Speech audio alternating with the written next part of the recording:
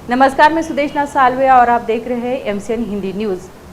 आइए एक नज़र डालते हैं आज की हेडलाइंस पर।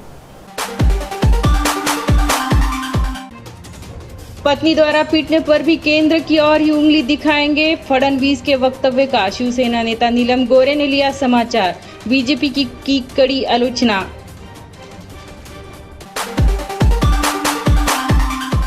अब समाचार विस्तार से। देगलूर उपचुनाव प्रचार के दौरान इन दिनों राजनीति काफी गरमाई है। राज्य के प्रतिपक्ष नेता देवेंद्र फडणवीस ने कल कुंडलवाड़ी की चुनाव रैली में महाविकास आघाड़ी पर हमला बोल दिया था।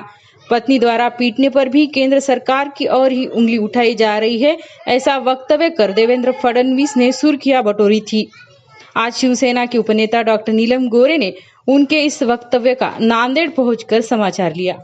देगलूर विधानसभा उपचुनाव के प्रचार की सरगर्मियां काफी बढ़ चुकी है। पिछले सप्ताह भर से नांदेड़ जिले में लगभग सभी पार्टियों के नेता, मंत्री, पूर्व मंत्री और पदाधिकारी रोजाना दाखिल होने लगे हैं।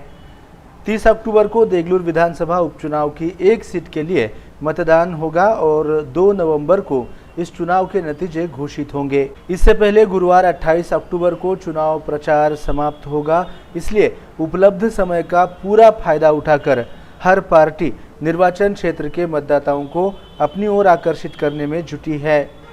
इसके लिए एक दूसरे की कड़ी आलोचना करने लगे हैं। सोमवार 25 अक्टूबर को पूर्व मुख्यमंत्री तथा राज्य के मौजूदा विपक्ष नेता देवेंद्र फडणवीस ने चुनावी रैली को बिलोली तहसील के कुंडलवाड़ी गांव में संबोधित किया। मुख्यमंत्री उद्धव ठाकरे और महाविकास आघाड़ी सरकार पर उन्होंने हमला बोल दिया। महाविकास आघाड़ी सरकार निष्क्रिय है, सरकार भ्रष्टाचारी है, फसल बीमे के पैसे भी अब तक किसानों को नहीं मिले हैं, आघाड़ी सरकार झूठी है, कुछ भी हुआ तो सिर्फ केंद्र सरकार की ओर उंगली उठाई जा रही है।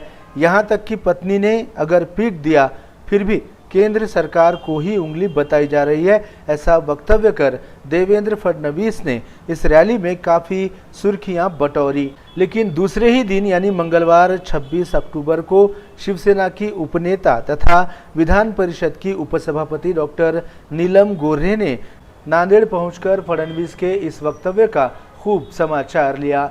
महाविकास आघाड़ी के उम्मीदवार जीतेश अंतापुरकर के चुनाव प्रचार के लिए डॉक्टर नीलम गोरे नांदेड़ आई थी। शहर में आयोजित संवाददाता सम्मेलन में उन्होंने पत्रकारों से वार्तालाप किया।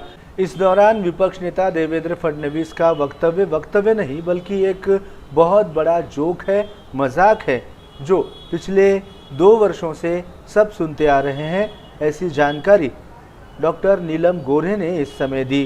कानूनी तौर पर केंद्र सरकार की राज्यों के प्रति जो जिम्मेदारी है उसे अगर केंद्र सरकार नहीं निभाती है और इसको लेकर राज्य सरकार केंद्र सरकार की ओर उंगली उठाती है तो इसमें गलत क्या है, गैर कानूनी क्या है, ऐसा सवाल नीलम गोरे ने इस समय उपस्थित किया। पत्नी द्वारा पति को पीटा जाता है, इसकी कितनी शिकायतें देवेंद्र फडणवीस को प्राप्त हुई है, इसका ब्यौरा उन्होंने देना चाहिए। कहते हुए फडणवीस का पत्नी द्वारा पति को पीटने के बारे में काफ़ी अच्छा अध्ययन है। अगर वास्तव में पत्नी पति को पीटती है तो इससे मैं बेहद इम्प्रेस हूँ, ऐसा विरोधाभासी मजाक भी डॉक्टर नीलम गोरे ने देवेंद्र फडणवीस का उड़ाया। सगळ्यात मोठा जोक आहे हा महाराष्ट्रातला, कारण हा जोक आम्ही 2 वर्ष ऐकतोय। मी असाही एक जोक ऐकला की पत्नी नवऱ्याला मारत असेल तर केंद्राकडे बोट दाखवतील, असं सन्माननीय माजी गृहमंत्री बोलले।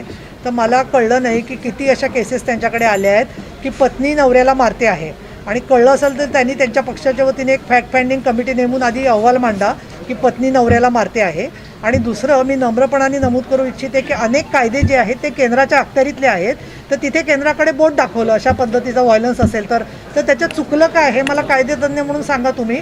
आणि त्यांचा अभ्यास सगळ्या बाबतीत आहे आणि पत्नी नवऱ्याला मारते याच्याबद्दलचा त्यांचा अभ्यास बघून मी अगदी इम्प्रेस झाले। समजा एखादं मूल जे आहे त्याला सांगितलं एक भाकरीचा चतकोर तुकडा दे तू आणि त्यांनी दिला नाही, म्हणजे त्याला उपाशी मारण्यात पालकत्व आहे का? आज महाराष्ट्राची स्थिती काय आहे ह्या सगळ्याचा विचार जर का केला तर मला असं वाटतं की उलट केंद्राने गुजरातला 1800 कोटी रुपये दिले। काही झालं की गुजरातची त्यांना रडणं ऐकू येतंय, पण महाराष्ट्राचा मधला आक्रोश दिसत नाहीये। तर कुठेतरी त्यांनीच कानामध्ये कापसाचे वळे घातले केंद्र सरकारने, असं माझं स्पष्ट मत आहे।